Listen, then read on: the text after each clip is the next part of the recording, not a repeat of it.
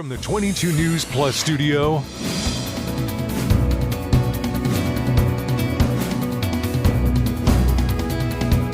this is 22 News in Focus with Patrick Berry.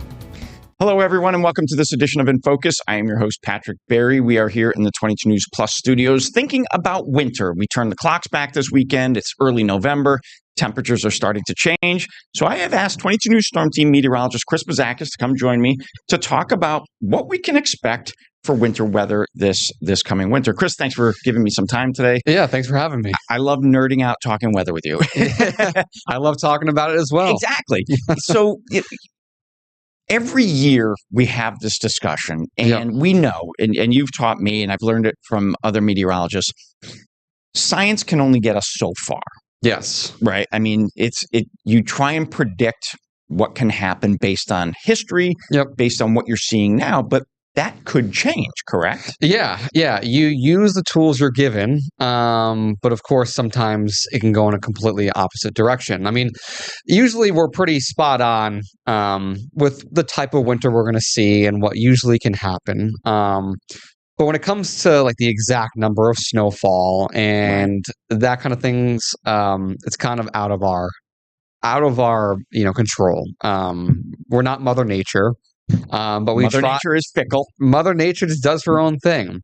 But as scientists, we use all of our, scientific data, everything we need to try and give you obviously the best idea of what we think will happen and what is pretty much likely. Usually when we look at these winter outlooks, like we can tell you for certain the type of winter we're going to have. What do you mean the type of winter? Like wet, warm, cold, snowy? Yep. Well, there's types of winters like you hear La Nina winters, El Nino winters, and ENSO winters, like neutral winters. They're neither a La Nina, they're not even or an El Nino. So pretty much like if you're looking into three different categories of winters, there's La Nina winters, neutral winters, and El Nino. Okay. And then, all those have the type of winter. It's going to be kind of more above average. When it comes to temperatures, below average temperatures, they pretty much all have meaning behind them. Okay. So we'll talk all about that. All right. So you gave me a couple of graphics. I want to. This is the first one, and this is a global map. Yep. And you've circled this thing in the middle, this like bluish area, and labeled it La Nina. Walk me through this. Yeah, so I have taken some of these graphics to show you, and I've drawn on them to make it easier for the viewer's eye. So what we're looking at here is that blue in the equatorial Pacific there, and that is the La Nina. And blue is colder water, yep, right? Blue is colder than normal waters in the equatorial Pacific, and it's so far away, and people are probably wondering, why does this matter? Like, this is in the southern hemisphere, so far away. Well, this is honestly the biggest driver to our winters when it comes to setting up for the winter pattern when it comes to the jet stream. So this band of water that stretches basically from Western South America almost over to Malaysia along the equator affects our weather here in New England. Yeah, greatly. All across the entire United States. Really? The Northern Hemisphere, I should say, honestly. All right. So pretty much, and this will lead into other graphics to come, but we all start with what is happening in the ENSO region, we call this. If it's a La Nina, a neutral, or a El Nino. An El Nino, you would see red there, meaning it's above average temperatures for water temperatures. So sort of in the North Pacific there between, say, California and Japan, where it's red and shades of red, that means it's warmer. Yep. But those reds would be along that equatorial line that you circled. Yes.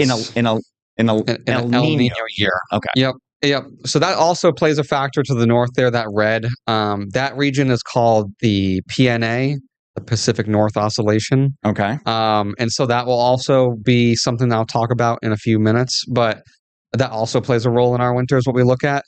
But this is going to be a weak La Nina year, and likely towards the end of winter, we're going to go into a neutral state, meaning that we're actually going to see the La Nina start to dissipate. And throughout the winter, down in the equatorial Pacific, the water is actually going to warm. Okay. So we're going to start with a weak La Nina and go to a neutral phase. So what is this chart showing us?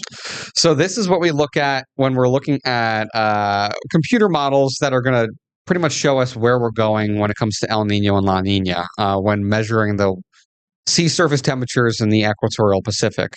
And so you're looking, all those lines there, spaghetti plots, are all different models. And you can see on the right hand of your screen, you got the DYN models, and then everything below that is under that category. And then you have the Stat models. the stat models. And you've circled the two averages. Yep. So at the bottom, you can see that there's a DYN average, which is the more solid red line there. Okay. And then you have the stat average, is the solid green line. And so that is the average of all those models combined. Okay. And you can see that if you look at the bottom of that graph, how it goes like SON, OND, that's September, October, November, December. Winter for us is DJF, December, okay. January, February. So if you look up from that, there's pretty much certain agreement between the two models in that category that we're going to be pretty much at a very, very weak La Nina. So notice around the middle of that graph, there's a negative 0.5 and then upwards of 0.5. There's like these dashed lines. So between those dashed lines is the neutral phase. Gotcha. Okay. Anything above that 0.5 positive is El Nino. Anything below the negative 0.5 dash lines is a La Nina, below average. So and between the two dash lines is neutral. On the positive and negative, is that neutral area. Just neutral phase. Yep. So you can see that it shows pretty well when you look at those averages. We're going to go into winter as a very, very weak La Nina, right around a negative 0.6, 0.7. Okay, but what does that mean for us? Okay, so we're going to have a weak La Nina. Yeah. So what does that mean? I mean, it's great science, but... Yeah, so a weak La Nina pretty much means that there will be... And again, this will all tie in. I think you'll realize where the picture is going here when we look at all these graphics I'm going to show you. So pretty much the equatorial Pacific and the La Nina phase has a big role in our jet stream in the northern hemisphere. And so that really comes down to how much cold air we can see, because the jet stream has to fluctuate. And are we going to get stormy weather? And that all begins with looking at that. So looking region. At those first two pieces of information, where the water temperatures are in the equatorial Pacific, and then what that spaghetti chart is about the predictions of whether it's La Nina, neutral, or El Nino. Yep. Okay. And also, when you were looking at that graphic, the sea surface temperature one, and you pointed out that it was really red up in the North Pacific. That's something that's very common in La Nina winters. Okay. And so when you have that red blob, which is what I call pretty much a positive PNA right now, it's a Pacific North Oscillation, that is common in a La Nina winter, and that is something that helps the Pacific jet stream, which usually brings us moisture into the United States. Okay. And if it's if it's warmer, it gets more active. It has more moisture to it, and that allows us to get more storminess here in the United States. We've got a lot more weather to talk about as we kick off November. We'll be right back with 22 News Storm Team meteorologist Chris Bouzakis. This is 22 News in Focus with Patrick Berry.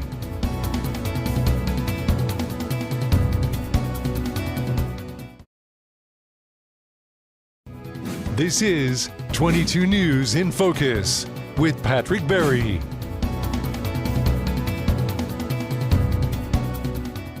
Welcome back, everyone, to this edition of InFocus. 22 News Storm Team meteorologist Chris Bouzakis is across the desk from me. We're talking about what we can expect for this coming winter's weather. Chris, thanks again for joining me. Appreciate it. Thanks for having me. Well, when we left, we were talking about La Nina, El Nino, and the neutral patterns. And one of those graphs showed that it will be mostly a very weak La Nina, more of a neutral winter pattern.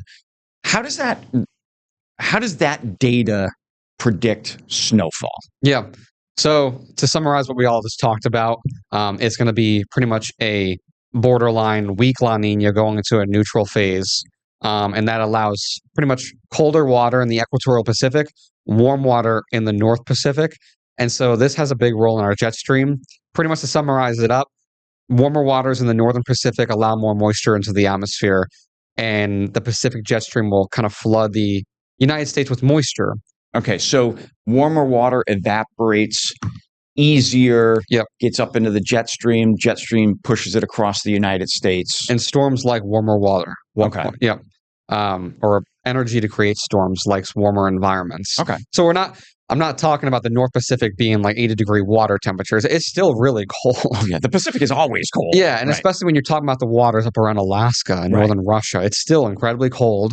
But for the region it's in, it'll be above average. Okay. So like maybe it's 40-degree water and not Maybe. 35. Yeah, something and like that. there could still obviously be ice still on the waters. It just like it means the water temperature is above normal, and with that there is going to be likely more moisture in the atmosphere with the Pacific jet stream, and that can lead to us having more stormy pattern here in the United States. So as we've already started November, we've already seen a couple of storms hit the northwestern United States, dumped a little bit of snow, and up in Canada, Whistler, you and I are skiers, Whistler, Blackcomb up in northern Sierra already got a pretty good one. Sierra's already got some snow. But a moderate La Nina means moderate snow, right? Yeah. Weak La Nina, moderate snow? So it really depends on the region you're in the country too. Okay. And there's a lot of other things that are going to play into the winter for us here in the Northeast too.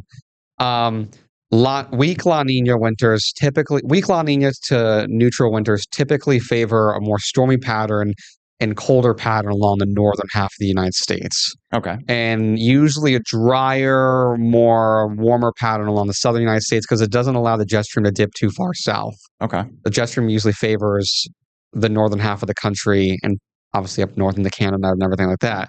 So typically on average, the southern half of the country would necessarily see a more drier or not as active pattern going into winter. Meanwhile, the northern half of the country can have a better chance of seeing Arctic outbreaks. But when it comes to temperatures and those Arctic outbreaks, there's other things to look at. And I do believe I have a map. All right, let's bring this up. Okay, this is looking down at the North Pole. Yep. So this is another big thing we look at. You've definitely heard of the polar vortex. Right.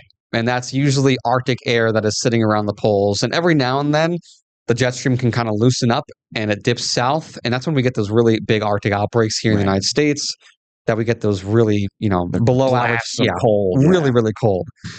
So when we go into fall, we start to really look at what's going on around the poles. How fast is snow adding up around Siberia? How fast is the Arctic ice growing?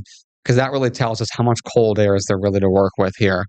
And another big region very far away from us that has a big role in our winters is Siberia. And so Siberia, if it's not getting a lot of snow, can typically mean we're going to have a pretty warm winter. Because what it does actually is it acts almost as a refrigerator. Because of the way the jet stream goes in this map counterclockwise. So it goes from like Europe across Russia, Siberia, across the open Pacific to North America. Right? Yeah. Okay. And the faster snow and ice builds in the polar region, the Arctic, again, that acts as like a cooling effect. It just it's a refrigerator. Okay. It just cools everything. Hence, you get a stronger polar vortex and you can get more dipping in the jet stream and giving us more Arctic outbreaks, colder air. So does that snowpack and colder weather in Siberia, again, if we look at that map and everything goes counterclockwise, so it's that cold snowpack in Siberia, the jet stream of air crosses over the northern Pacific, which is warm. Mm-hmm. So that cold air draws that warm air up, and then we see a snow across the North America, or more moisture, pretty much. Yeah, so that does have a role as well if you think about it. But Siberia is really what we look at when we're like, how much cold air is to work with. Like if you're seeing Siberia getting a good amount of snow and the Arctic ice growing, it means that there's a lot of cold air that's developing in the poles. Hence, down the road, that can mean that we have some pretty good Arctic outbreaks. There's some cold air here. Okay. Which then you put that with an active jet stream, more storms, that could make you kind of build a case to say there could be above average snow or, closer to average snowfall, in the country this year.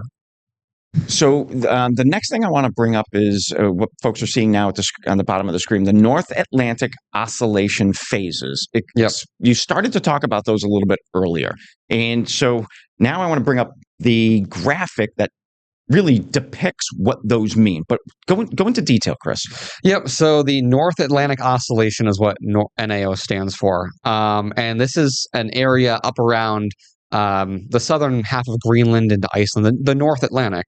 Okay. So a positive NAO phase is what you're seeing there on the left. And that blue shading is really cold air that kind of settles around the North Atlantic.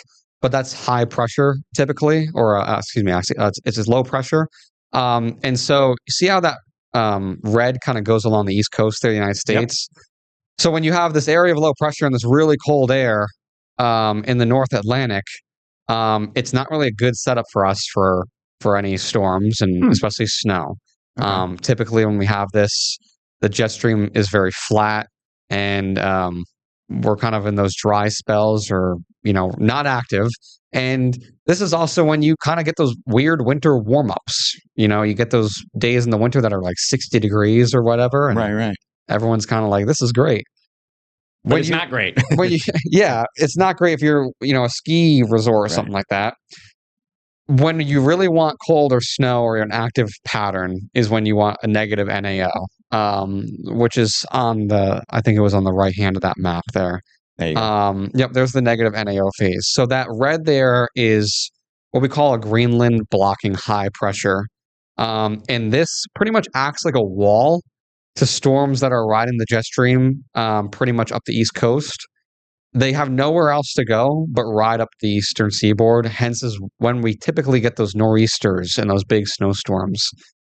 And this plays a role in that Pacific jet stream, which ties back to La Nina. And of course, when you have more cold air in the Arctic, high pressure usually favors colder air. So you get these more high chances of that blocking happening, which can, again, make a cause for us to have a more stormier winter here in the eastern United States. So, and you're going to go through those phases. You will have positive NAOs and negative NAOs all winter long. Okay. It's just like what will be more common and what will last longer. And typically when you have, looking back through history, when you have a weak La Nina or a neutral kind of state, the negative NAO phase is usually favored. Okay. So that also kind of builds our case to being like, could be a stormy winter. It's not necessarily that it would be always snow, right? But that there will be an active pattern. Very good. We are up on our second commercial break. We're here with 22 News Storm Team meteorologist Chris Bouzakis talking winter weather. We'll be right back after this. This is 22 News in Focus with Patrick Berry.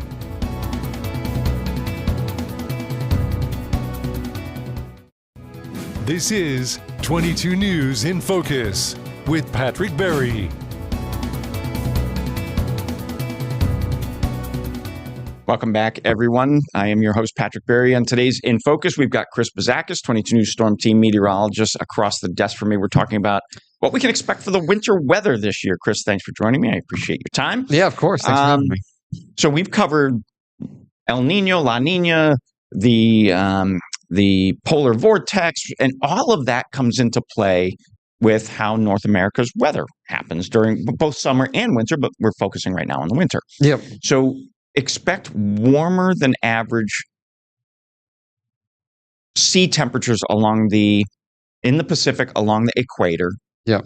Colder than a start of colder air in Siberia. So as those two come around, it affects and hits us. Yep. Yeah. Pretty much when you tie it all together at the end, it all comes down to the jet stream. The jet stream controls our weather. I mean, right. it literally goes west to east. It goes west to east. It controls our weather. It brings the storms. The dipping and rising in the jet stream fluctuates our temperatures. So really, at the end of the day, all of this just ties into how the jet stream acts during the winter season. And typically, on average, in a La Nina winter, I think we have the graphic for what it looks like. This is what a typical La Nina winter would set up to be. Okay. Obviously, not every single one is going to be the same. Could be slightly different, right? Yeah, it could be slightly different. Some years there's big surprises, but on average, when you look through climatology and history, this is what it pretty much adds up to be. Okay. And all the science we went through before right this moment here, the science we've talked about in this show, all leads to this prediction that you and the 22 News Storm team have created to say, okay, this is kind of what we're thinking the winter will look like. Yeah. Yep. On average, this is what a La Nina winter would look like. So to break this down, I mean, this is a simple of a map as you can kind of make for the public to try to look at, colors and just words. So pretty much colder air is always going to favor the northern half of the country in a La Nina winter, especially out in the northern Rockies and the northern plains is when you're really going to see the coldest of the weather in the United States, or at least the lower 48. Obviously, Alaska is always winter. Always winter. But Montana, North Dakota, South Dakota, the northern plains, that's where you're going to have the most probably Arctic outbreaks or coldest air of the season. Okay. The Pacific jet stream, that red arrow there, usually during La Nina winters is a little further north. So you get more of the stormy activity to the northern half of the country around the Cascade region rather than the Sierra Nevadas. Obviously, they're going to get snow in the Sierra, but usually when you're going to watch the storms come in, they're going to be in the northwestern half of the country. Okay. As I mentioned earlier, down in the southern half of the country is typically where you're going to be finding that drier and warmer kind of weather. The jet stream isn't as far south. And Looks like a good winter to be in Texas and Florida along the Gulf Coast. Yeah, pretty quiet on average down there. And then what you got to watch in the eastern half of the country is so the Pacific jet will feed into the polar jet stream. And the polar jet stream is really what fluctuates our temperatures. And you hear about the polar vortex and all that stuff. And how often does it kind of sink south? Our thinking is that the polar vortex will be pretty active this year. And I think we're going to see December will be probably our first kind of taste of that cold air, especially around maybe mid-December is when I think we'll get kind of our first last punch of Arctic air. I think this winter will be pretty spread out. Usually winters, you could have a top-heavy winter. December starts off really cold and snowy, and then it kind of isn't as bad in the second half, or the second half can be worse. I think this will be pretty stretched out, but I think spring will come earlier this year. I think it's going to be kind of like December, January will be winter, especially the month of January, early February, and then after you get past Valentine's Day, we kind of just fluctuate out. Okay. But here in the Northeast, I think we'll have probably around average snowfall, if not slightly above average. Okay. And I think temperatures will be right around average. All right. So I do want to talk temperatures. I'm going to pull up two charts. This is, dating back to 1970. You put this together. So our winter weather, average temperatures up 5+ degrees. So, and it's funny because I think about it, it's the difference between 28 degrees and 33 degrees. So it's a difference between cold enough to snow a lot and warm enough to not really snow a lot. So I remember being a kid in the 70s getting a ton of snow. We don't really get that anymore because it's 5 degrees warmer. Yeah. Back in the day, you would just know that throughout the winter you would get snow. Now there's a lot more mixing going on. You notice there's a lot more freezing rain, sleet, freezing rain, snow. You kind of get everything. And that goes to our climate. It is warming and it's clear as day. And you've even noticed it the past few years. Winters haven't snowed as much. Yes, it can still be very stormy, but is there enough cold air for it to snow as much? Right. And so you can clearly see that in this graphic here that since 1970, temperatures on average here in Springfield have greatly gone up. And we've got time for this one last chart, and that is total seasonal temperature change. Yep, and you can clearly see the winter is the biggest change. Winter is the fastest warming season. And as far as we can see, that will continue. And it will obviously have big effects in our winters here in the Northeast. Fantastic. 22 News Storm Team meteorologist Chris Bouzakis, thank you so very much for joining me today, giving us a little bit of a winter weather outlook for 2025, 2026. Good seeing you. Yeah, good to see you too. This is 22 News in Focus with Patrick Berry.